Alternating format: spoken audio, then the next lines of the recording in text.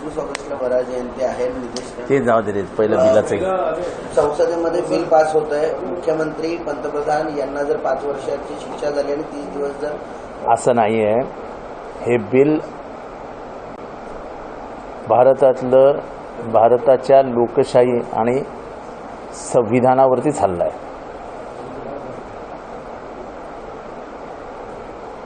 कुठल्याही मुख्यमंत्र्यावरती केस करायची आणि त्याला जर 30 दिवस जेलमध्ये राहावं लागलं तर त्याला पदावरनं हटवायचाच नाही, तर ती सत्ता ही राज्यपालाच्या हातात जाईल. म्हणजे केंद्र हे सुप्रीम होईल.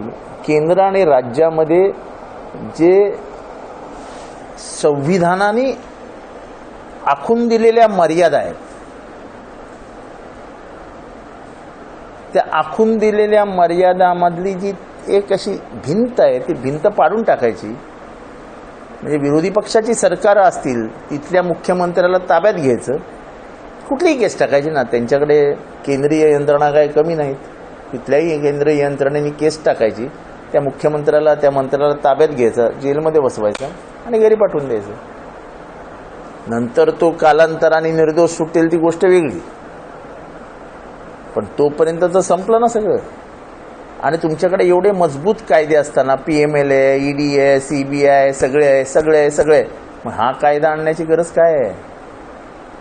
हे सरकार लोकशाही खतम करायला निघालेलं आहे. हे सरकार हुकुमशाही आणायला बघत आहे. एकीकडे वोट चोरीतनं चोरून आलेलं सरकार सध्या कार्यरत आहे. वोट चोरी प्रमाणाच्या बाहेर सिद्ध होते. जसं आम्ही दाखवून दिलं महाराष्ट्रामध्ये, तो नंतर विचार घेऊया. पण कालचा जो कायदा आणण्याचा जो प्रयत्न झालेला आहे, हा कायदा हा या देशातल्या लोकशाहीवरचा प्रचंड मोठा हल्ला आहे, संविधानावरचा हल्ला आहे. मुद्दामून विरोधी पक्षाच्या जर सरकार निवडून आली आणि केंद्रात जर यांची सत्ता असेल तर ती सरकार जे राज्यात आहे ते उलथवून कसं टाकायचं त्याच्यासाठी आणलेला हा कायदा आहे.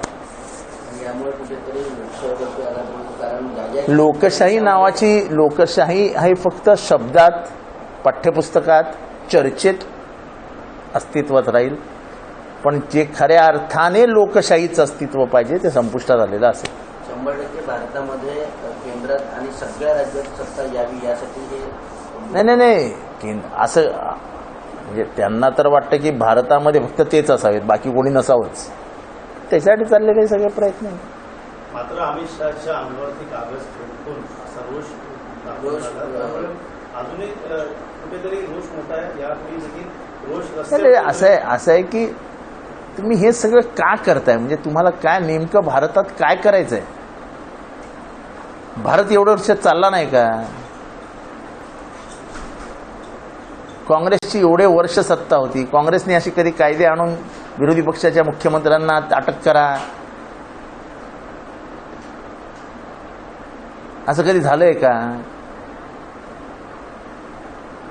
आणि हे अरविंद केजरीवाल यांनी 6 महिन्यापूर्वी, 1 वर्षापूर्वी सांगितलेलं की असा एक कायदा आणतील. उद्या ममता बॅनर्जीला मॅडमना त्रास देतील, जेलमध्ये घेतील, राजीनामा द्या. इथे सिद्धरामय्या आहे, तिथे रेवंत रेड्डी आहे, इथे भगवंत मान आहे.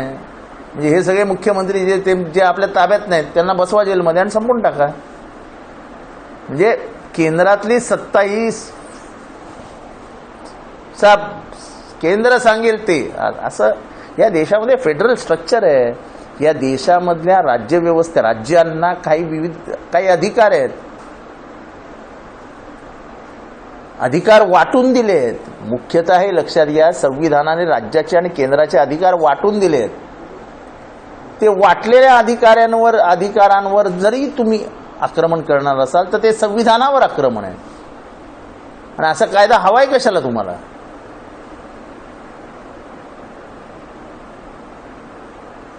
आणि कुठलाही गुन्हेगार जोपर्यंत तो साबित होत नाही, तो पुराव्यानिशी सिद्ध होत नाही, तो गुन्हेगार नाही असं संविधान म्हणतं. तरी तुम्ही त्याला गुन्हेगार समजून त्याला घरी पाठवणार असाल तर तुम्हाला राज्यव्यवस्था कोलमडून टाकायची आणि स्वतःच्या ताब्यात घ्यायची हुकुमशहासारखी. सर, अमित शहा यांनी ट्विट करून काँग्रेसवर निशाणा साधलाय की एकीकडे पंतप्रधान मोदी स्वतःला कायद्याच्या कक्षेत आणण्यासाठी संशोधन बिल आणतात, तर दुसरीकडे काँग्रेस सत्तेच्या मोहापायी याला विरोध करते. असं आहे की सत्ता कशी राबवली जाते ह्याचं 70 वर्षात आम्ही जे शिकलो नाही ते मागच्या 10 वर्षात आम्हाला चांगली शिकवणी मिळाली. सत्ता कशी राबवायची याची ट्युशन खूप चांगल्या पद्धतीने गेल्या 10 वर्षात आम्हाला मिळालेली. राज्य सरकार कशी उलटवून टाकायची, पैशाचा कसा वरेमाप वापर करायचा, केंद्रीय यंत्रणांचा वापर करून कसे वैयक्तिक लोकांना सतवायचं, आणि मग आहेच वॉशिंग मशीन. काल संसदेत देखील हाच विषय आला की चक्की पिसिंग म्हणणाऱ्यांना तुम्ही उपमुख्यमंत्री केला असं यादव म्हणाले. पण हे खरं आहे ना की तुम्ही ज्यांच्यावर आरोप केले, ज्यांना जेलमध्ये ठेवलं, ती माणसं आज तुमच्याबरोबर सत्तेत मांडी लावून बसलेली आहेत.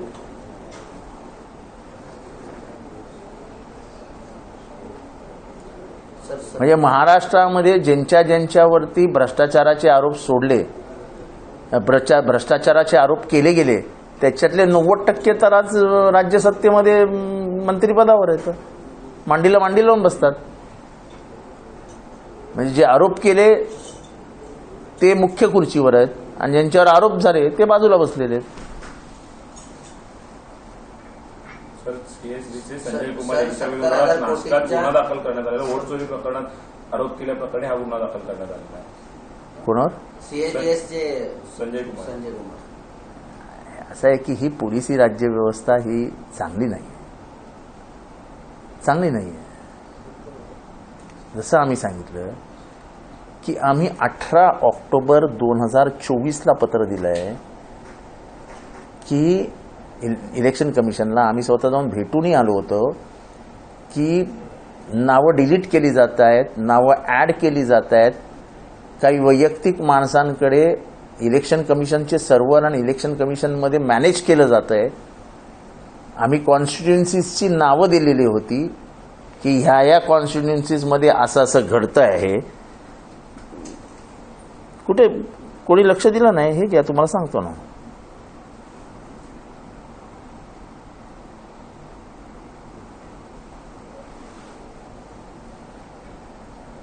एकोणीस ऑक्टोबर 2024ला आम्ही पत्र दिलं इलेक्शनच्या आधी, आणि आम्ही कॉन्स्टिट्युएन्सीजमध्ये नावं पण दिली आहेत की ह्या कॉन्स्टिट्युएन्सीजमध्ये हे चालू आहे. ते कॉन्स्टिट्युएन्सीची नाव खालील प्रमाणे: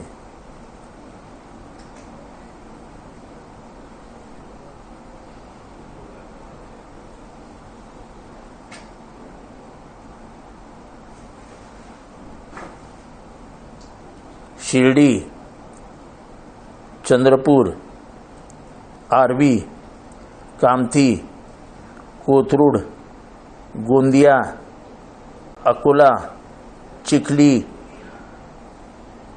कणकवली, खामगाव, चिमूर, धामणगाव रेल्वे इथल्या मतदार याद्यांमध्ये 10 ते 15 हजार नावं ही जी काँग्रेसचे वोटर होते त्यांना बाहेर काढून त्यांच्या जागी डुप्लिकेट वोटर टाकण्यात आले, आणि हे पुराव्यानिशी आम्ही त्यांना याद्या दिल्या होत्या.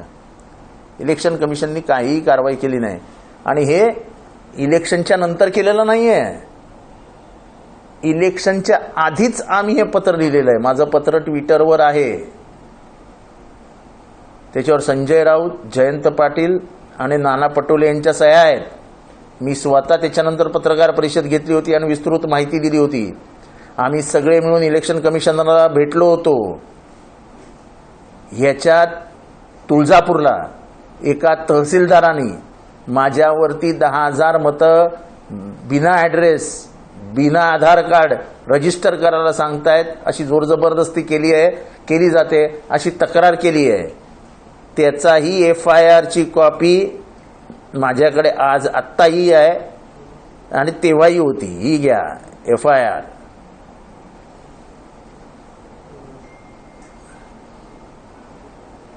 – 16/10/2024 21 वाजता पोलीस स्टेशन नेम तुळजापूर,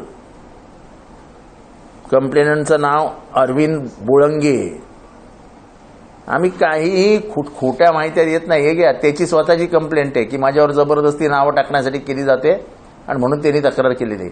आणि तेव्हा अनेक सरकारी अधिकाऱ्यांनी आमच्याशी संपर्क साधून हे चुकीचं चालू आहे, थांबवा, याच्यासाठी सांगितलं होतं. आम्ही इलेक्शन कमिशनला सांगितलं, इलेक्शन कमिशनने काहीही केलं नाही. तेव्हा वोट चोरीबद्दल आम्हाला कोणी सांगू नये की तुम्ही आत्ता बोलतात. निवडणुकीच्या आधीही बोललो, निवडणूक झाल्या 30 नोव्हेंबर 2024ला पहिली पत्रकार परिषद घेतली आणि त्याच्यानंतर सातत्याने बोलतोय मी की महाराष्ट्रामध्ये वोट चोरी झाली. काय फायदा? म्हणजे तुमचं वोटच, म्हणजे तुमच्या गळ्यातलं मंगळसूत्र, लोकशाहीचं मंगळसूत्र मत आहे. मत हा तुमचा सर्वात मोठा अधिकार आहे. राज्य व्यवस्था बदलवण्यासाठी तुम्हाला संविधानाने एक अधिकार दिलाय, जो अधिकार, त्या अधिकाराला अनन्यसाधारण महत्व आहे. डॉक्टर बाबासाहेब आंबेडकरांनी गरिबांना सांगितलं होतं काही करा पण मत विकू नका. त्याचं कारणच हे होतं की राज्य व्यवस्था बदलण्याची ताकद एका मतात आहे. ते मतच जर चोरून देणार असतील, आज का म्हणून 20-20 लाख लोक बिहारमध्ये बाहेर पडत आहेत राहुल गांधींना समर्थन देण्यासाठी. जात, पंथ, प्रांत सगळं सगळं सगळं सगळं बाजूला ढकलून दिलं लोकांनी. आणि लोकांना एकच म्हणायचं आहे की आमचं जर मत चोरीला जाणार असेल तर या देशातली लोकशाही कोसळणार. आम्ही पुरावे दिला ना. 18 ऑक्टोबरला पत्र दिलंय आम्ही की तुमचे सर्व्हर्स मॅनेज होत आहेत, तुमचं हे हॅक होत आहे, खोटी नावं रजिस्टर होत आहेत. एक हे पत्र. असं नाही की आम्ही आत्ता बोलतो, म्हणजे त्यांच्या वतीने बोलणाऱ्यांचं असतं ना, हे आत्ता बोलतायत, तेव्हा का नाही बोलले, आम्ही आधीच सांगितलेलं सुरू झालेलं आहे म्हणून. आणि आता ती माणसांची नावं शोधून दाखवा, ती माणसंच नाहीत जागेवरती. याप्रमाणे सातत्याने विरोधी पक्ष या मतचोरीवरती बोललं जात आहे. यामुळेच हा आता कायदा पारित करून याच्यावरती कुठेतरी नाही, असं नाही. सगळीकडे भीतीचं वातावरण तयार करायचं हे त्यांचा उद्देश आहे. मला आनंद आहे की बिहारमध्ये ज्या पद्धतीने पाठिंबा मिळतोय आणि ज्या पद्धतीने जात व्यवस्था, धर्मव्यवस्था सगळं तोडून लोक रस्त्यावर आली आहेत, एक नवीन क्रांतीला सुरुवात झाली आहे. मला थोडासा इतिहासाचा मी एक अभ्यासक आहे. महात्मा गांधी जेव्हा आफ्रिकेतनं पहिल्यांदा आले तेव्हा पहिलं आंदोलन त्यांचं सुरू झालं चंपारणला. चंपारण कुठे? बिहारमध्ये. अहिंसा आणि नॉन कॉपरेशन, असहकाराची भूमिका घेतली आणि चंपारणचं शेतकऱ्यांचं आंदोलन सुरू झालं आणि ब्रिटिशांना तो पहिला धक्का बसला. सर्वसत्ताधीश असलेल्या काँग्रेसला धक्का देण्याचं काम राम मनोहर लोहियांनी केलं 50 ते 60 या दशकामध्ये. ते कुठे केलं? बिहारमध्ये.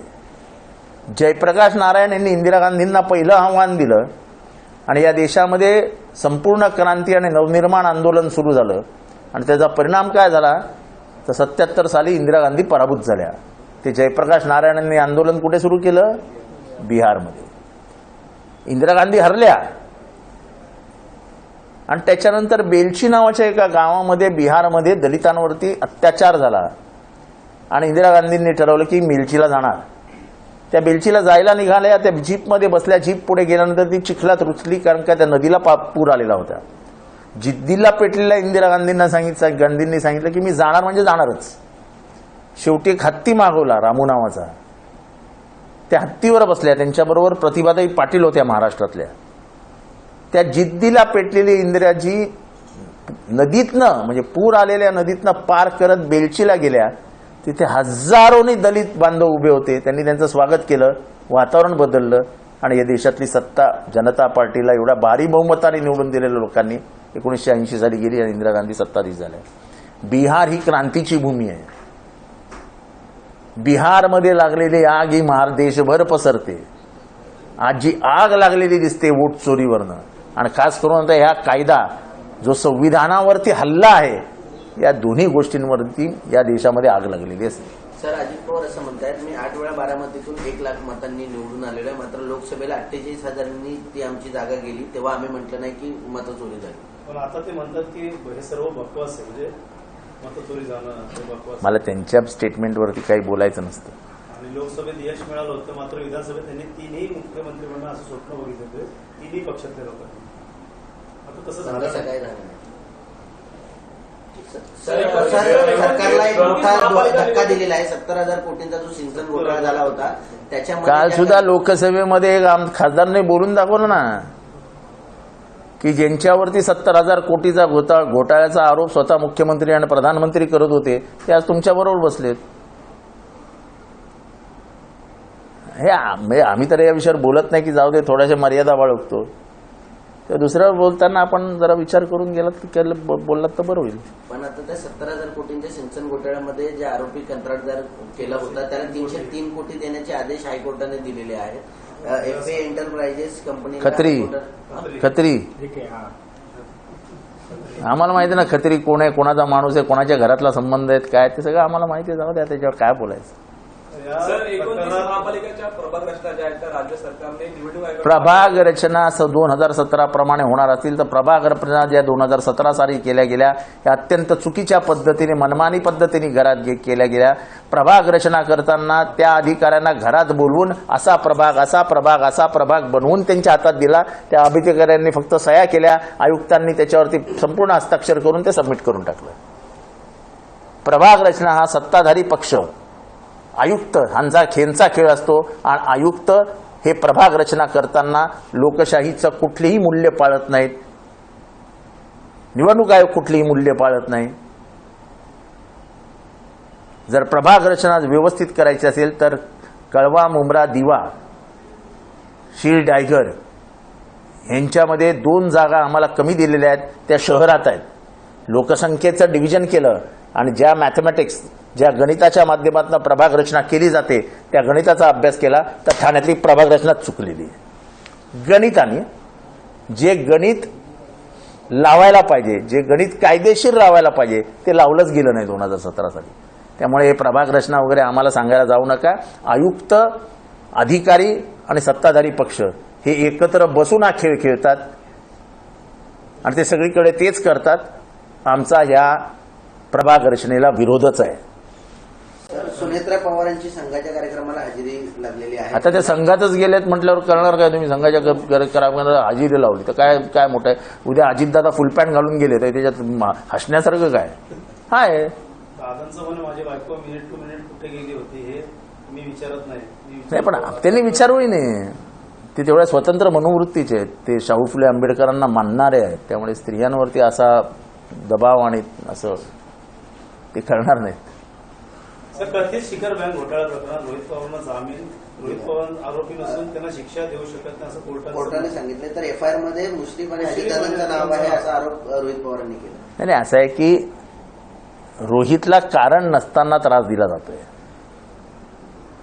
एका तरुण होतकरू अभ्यासू राजकीय व्यक्तिमत्वाला दबावात ठेवून थांबवण्याचं काम व्यवस्था करते. त्याच्यातनं स्पष्ट होतंय. आता हे आम्ही बोललो नाही ना, कोर्ट बोललं ना. आम्ही बोललोय का? कोर्ट बोललो ना की रोहितचा काही संबंध नाही. तरी रोहितला कशाला खिचताय तुम्ही? कारण का रोहित तुमचे घोटाळे बाहेर काढतोय. रोहितने सिडकोचा घोटाळा बाहेर काढला. रोहित दररोज वेगवेगळ्या विषयांवर बोलतोय. मग त्याच्या तोंडावरती बोट कसं ठेवायचं? मग टाका त्याच्यावर कधी कधी खोटी केस. आणि हे जे केंद्रातले कायदे, इथले कायदे, तिथले कायदे कशाला आणताय? कारण का तुम्हाला विरोधी पक्षाचा गळाच दाबून टाकायचा आहे. भारतीय जनता हे सहन करणार नाही. बिहारमध्ये जो लोक वणवा पेटलेला आहे, जो लोकांचा जो प्रतिसाद मिळतोय त्याच्यावरनं ओळखा या देशाचं माहोल बदलत आहे. लोकांना लोकशाहीवरचा हल्ला आवडत नाही. एकाच कारणासाठी इंदिरा गांधी पराभूत झाल्या होत्या. राष्ट्रपती पदासाठी अनेकांचे फोन येत आहे. पाहिलं राजनाथ सिंग असेल, उद्धव ठाकरेंना फोन केलेला आहे. राधाकृष्णन यांना पाठिंबा द्या असं फोन केला. आता हे असं आहे की ती राजकीय पद्धत असते. प्रत्येक जण आपापल्या परीने आम्हाला मतं द्यायसाठी फोन करत असतात आणि शेवटी प्रत्येक जण आपण कोणाला मत देणार हे ठरवलेलं असतं. त्यामुळे मला वाटत नाही की उद्धव ठाकरेंना फोन करून काय मोठा चमत्कार होऊ शकतो. असं काही होत नाही. नाशिकच्या कुंभमेळ्यावरून पुन्हा राजकारण भेटलेलं पाहायला होतं. मंत्री गिरीश महाजन असतील, छगन भुजबळ असतील, त्यांनी दोघांनी आपापल्या पद्धतीने जिल्हाधिकाऱ्यांना आदेश दिलेले. त्याच्यावर पुन्हा एकदा दोघांमध्ये धुसफूस समोर आलेली आहे. नाम कुंभमेळा पहा की पैसे का खेळा. सर पाठ्यपुस्तकामध्ये वरा जयंतीची माहिती अरे जाऊ दे रे बाबा ते मरा आणि डुक्करांना प्रत्येकच्या निवडणुकीचं राजकीयकरण आवडल्यामुळे लोकांनी ठाकरे बंधूंना नाकारलं असं फडणवीस म्हणाले. अरे बेस्ट हे काय निवडणुकीचं हे आहे काय? ते काय शिवसेनेचं आणि मनसेचं पॅनल होतं काय? त्यांचा कोणी नेता उतरला होता का मैदानात? कुठल्या निवडणुकीचं राजकारणच्या बाबतीत कुठे घेऊन जायचं याला काहीतरी मर्यादा ठेवा. म्हणजे क्रिकेट म्हणजे एखाद्या क्लबची निवडणूक असते ना, छोट्या स्पोर्टिंग क्लबची निवडणूक झाली आणि त्याच्यात कोण हारलं जिंकलं तर काय एकनाथ शिंदेचे नातं जोडणार की काय तुम्ही? तर राज ठाकरे फडणवीस साहेबांची भेट घेतली. तुम्ही देखील याबद्दल मुख्यमंत्री असताना एकनाथ अहो शिंदे कोणाची भेट घेण्याने काय होतंय? काही होत नाही. असे विचार एका दिवसात बदलत नाही हो. तर मुंबईचा पाऊस, मुंब्रा, ठाणे जिल्हा पूर्ण अख्खा महाराष्ट्र बंद पडला, मेट्रो बंद पडली, मोनो बंद पडली, लोकांनी काचा फोडून उड्या मारल्या. आता अजून काय म्हणजे काय राज्याची अवस्था झालेली आहे. तुमच्या इमर्जन्सी कक्षाचे फोन बंद होते, लोकांना SMS जात नव्हते, लोकांना माहित नाही, शाळाला पोरं निघाली, नंतर शाळा बंद पडल्या. महाराष्ट्र संपूर्ण ठप झालेला आहे. आम्हाला फक्त पैसा दो पैसा दो पैसा दो पैसा दो, बस बाकी काही नाही आहे. शेतकऱ्यांचं म्हणणं आहे की ओला दुष्काळ जाहीर करावा. अजून देखील ओला दुष्काळ जाहीर करण्यात आलेला आहे. मराठवाडा पाण्याखाली गेलेला आहे. मराठवाडा, पश्चिम महाराष्ट्र असेल सगळीकडेच पूर परिस्थिती निर्माण झाली. ते तर करावं लागेल, लगेच होईल की मला माहिती, पण ते ओला दुष्काळचं जाहीर करावंच लागेल. सर सेना भवन बाहेर बॅनर लागले, ठाकरे ब्रँड कोमात, देवाभाऊ जोमात.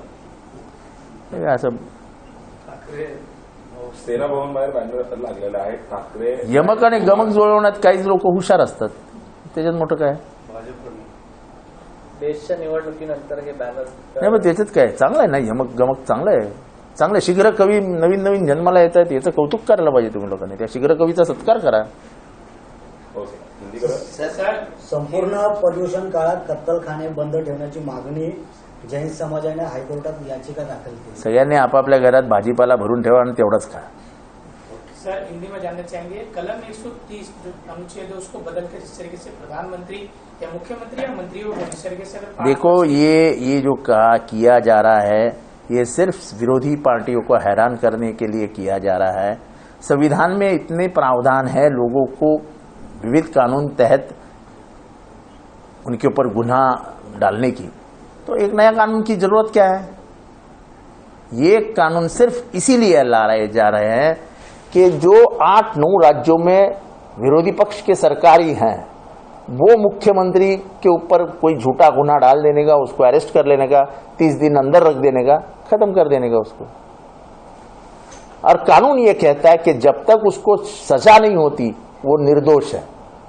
आप उसको दोषी करार कर देते हो 30 दिन में, उसकी जिंदगी और उसके पार्टी का ये सब वजूद खत्म कर दोगे. आपको विरोधी पक्ष रखना ही नहीं है देश में, ताकि आप जो कर रहे हैं, आप जो नाच कर रहे हो पूरे देश में, वो ऐसा ही चलता रहे. आप वोट चोरी करो, आप इलेक्शन कमीशन ताबे में रखो, आप किसी को भी उठाओ कहीं भी फेंक दो, ये सब चलता रहेगा. किसी ने बात ही नहीं करने का आपके ऊपर. पूर्व चुनाव आयुक्त राजीव कुमार ने जो है माल्टा देश की नागरिकता को लिए जिस तरीके से सवाल उठ रहे थे कि वो कहाँ गायब हो गए चुनाव के बाद, जिस तरीके से आरोप होते कि चुनाव में जो धांधली हुई है, कहीं ना कहीं स्पष्टीकरण देते हुए नजर नहीं आ रहे थे. नहीं, मुझे नहीं मालूम कि वो कहाँ गए, लेकिन ये अगर सामने आता है कि वो माल्टा गए तो मुझे लगता है ये बहुत ही गलत है. और इससे बहुत कुछ उनके ऊपर जो आरोप हो रहे हैं और चुनाव आयोग के ऊपर जो आरोप हो रहे हैं वो लगभग वो खुद ही साबित कर रहे हैं. जिस तरीके से उन्होंने चुप्पी साधी है, पहले तो बहुत शायरी करते थे, सवाल जवाब देना पड़ेगा, हम तो बड़ी बड़ी शायरी करते थे. उनमें का गालिब कहाँ घूम गए होगा यही समझ में नहीं आ रहा. जिस तरीके से ये बिल लाया जा रहा है उसको लेकर वेणुगोपाल ने जिस तरीके से कहा कि जब अमित शाह गुजरात के गृह मंत्री थे उस दौरान उनके ऊपर आरोप हुए थे, तब उन्होंने अपने अरे ऐसा है कि तुमने जिनके ऊपर आरोप किए थे, आज सब तुम्हारे साथ मंत्री बैठे ना, कल लोकसभा में आरोप हुआ ना, समाजवादी पार्टी ने आरोप किया ना कि तुमने आज तक जिन जिन पे आरोप किए कहा कि हम उनको जेल में डालेंगे, वो सब तुम्हारे साथ मंत्रिमंडल में है। आज महाराष्ट्र का मंत्रिमंडल आप देखो तो जिनके ऊपर आरोप किए गए थे और जिन्होंने आरोप किए दिए थे आज एकदम साथ में बैठ के खाना खाते हैं, साथ में बैठ कुर्सी लगाते हैं, एक दूसरे के गले में हाथ डाल के चाय पीते, कॉफी पीते हैं। 2 साल पहले के वीडियोस निकालो, 3 साल के पहले के वीडियोस निकालो, तो फिर एक्टिंग करते हुए न चेहर आते हैं, चक्की पीसिंग चक्की पीसिंग चक्की पीसिंग चक्की पीसिंग। वो किधर है पीसिंग पीसिंग पीसिंग? अभी तो किसिंग किसिंग किसिंग शुरू है। सर, विपक्षियों को तो साधने की कोशिश है ही सीएम में, लेकिन जिस तरह से केंद्र की सरकार की जो बैसाखी पे टिकी हुई है चंद्रबाबू नायडू और नीतीश कुमार के साथ, ये तो उनको भी धमकाया जा रहा है। ये अच्छा सवाल है आपका। ये तो चंद्रबाबू नायडू और नीतीश कुमार को भी इशारा दे दिया है कि भाई औकात में रहो, ज्यादा हमको डराने की कोशिश मत करो, नहीं तो तुम भी चले जाओगे। जिस तरीके से लगातार 3 दिन से जो बरसात हो रही है, अरे जाने तो बरसात तो होगी ना। पूरा महाराष्ट्र सरकार है ही नहीं, आपस के लड़ाई में ये सरकार को टाइम ही नहीं मिलता है। मैं इसके पैर खींचूं कि मैं इसके पैर खींचूं कि मैं इसके पैर खींचूं, ये पैर खींचातानी के लड़ाई में सरकार नाम की कोई चीज है ही नहीं। मेट्रो और मोनो के कांच तोड़ने पड़े लोगों को उतरने के लिए, ये हालात इस देश में हुए, इस मुंबई में हुए पहली बार। बंबई का एक रास्ता ऐसा नहीं बचा था जहां पानी नहीं था। किसके हाथ में है बंबई अभी? शिवसेना के हाथ में, उद्धव ठाकरे के हाथ में।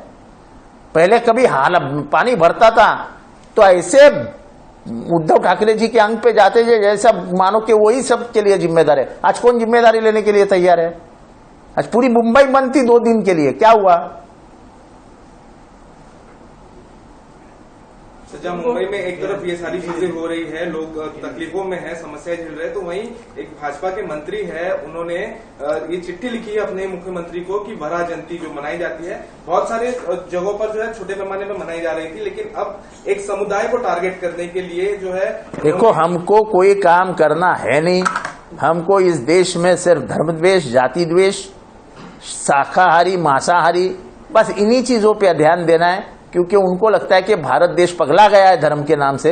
अब धर्म के नाम पे ही राजनीति करो, बाकी खाना भी मिले नहीं मिले तो कोई चिंता नहीं। Supreme court K chief justice of India Bhushan Gavai ने निर्णय दिया खड्डों को लेकर, एक टोल नाके से दूसरे टोल नाके जाने अगर आपको 11 घंटे लग रहे तो 150 रुपए किस लिए देना? जिस तरीके से करोड़ों रुपए जो है रास्ते बनाने में दिए जा रहे हैं, इस निर्णय को कैसा देखते हैं? ऐसा है कि लूट चालू है, लूट इस देश में। रास्ते के नाम पे जितना महाराष्ट्र में लूट चालू है, शायद ही कभी ऐसा हुआ है।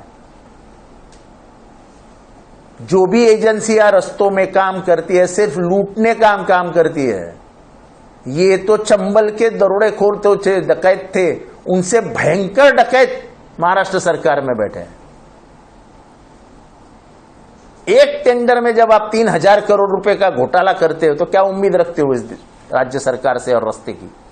अभी नया शक्तिपीठ निकाले है, और शक्तिपीठ काय के लिए है? सिर्फ लक्ष्मी दर्शन के लिए है। जिस तरीके से भूषण गवई जो लगातार निर्णय दे रहे हैं, जिस तरीके से देखो मेरे को उनके ऊपर मैं सुप्रीम कोर्ट के ऊपर बात नहीं करना चाहता हूं, सिर्फ कुछ उम्मीदें हैं उनसे न्याय मिलेगा ऐसा लग रहा है कि गणतंत्र मृत अवस्था में मृत होते हुए दिखाई दे रहा है, उसका गला दबाया जा रहा है, उसको सांस लेने में तकलीफ हो रही है। अगर सुप्रीम कोर्ट उसके ऊपर ध्यान दे तो गणतंत्र बचेगा, वरना आपके जीते जी वो मुर्दा आपके सामने, वो अंधी न्यायपालिका है ना, वो ऐसा दिखाई देता है कि वो आंख बंद करके है, उसके सामने एक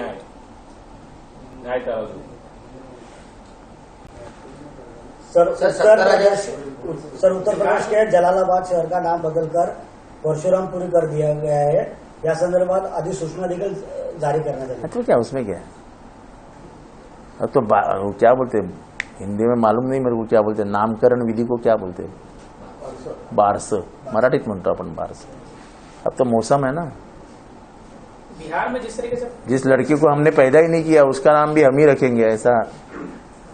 बिहार में जिस तरीके से समर्थन मिला राहुल गांधी को, खास करके जिस तरीके से देखो मैं आज इतिहास बताना चाहता हूं कि जब साउथ अफ्रीका से महात्मा गांधी आए तो पहला आंदोलन उन्होंने अहिंसा असहकार का ब्रिटिश के खिलाफ कारों को लेके किया था, वो था चंपारण।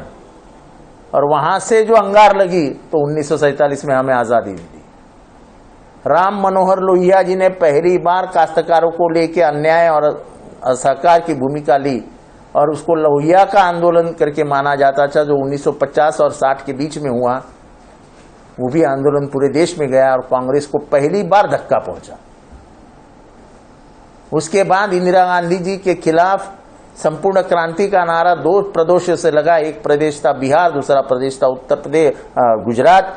उसको नवनिर्माण आंदोलन कहा गया, संपूर्ण क्रांति का नारा दिया गया और पहली बार कांग्रेस इस देश में हारी, वो 77 में हारी। उसका आंदोलन में अगर कहीं से उसकी चिंगारी पड़ी थी, वो आंदोलन उभरा था तो बिहार था। इंदिरा गांधी ने जब बेलछी गई, जब आदिवासी दलितों को मारा गया था और उसके खिलाफ आवाज उठाने के लिए जब वो बेलछी पहुंची, जब पूरी नदी बह रही थी, पूर आया था, वो पूर में से हाथी को लेके वो बेलछी पहुंची, आदिवासी और दलितों को मिली और वहां से जो देश में एक नया माहौल तैयार हो गया। भारतीय जनता पार्टी जनता पक्ष की सरकार थी। 80 में इंदिरा गांधी फिर से जीती, बिहार ही था। बिहार में जब जब आंदोलन हुआ है, वो आंदोलन का स्वरूप बदल के वो राष्ट्रीय आंदोलन हो जाता है।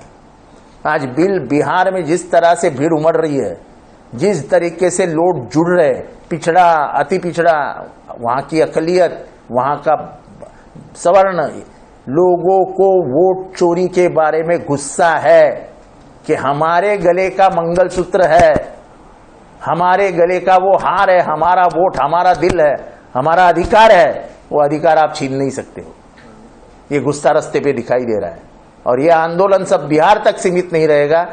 मैं आज कह देता हूं, ये आंदोलन पूरे देश में अंगार लगा देगा।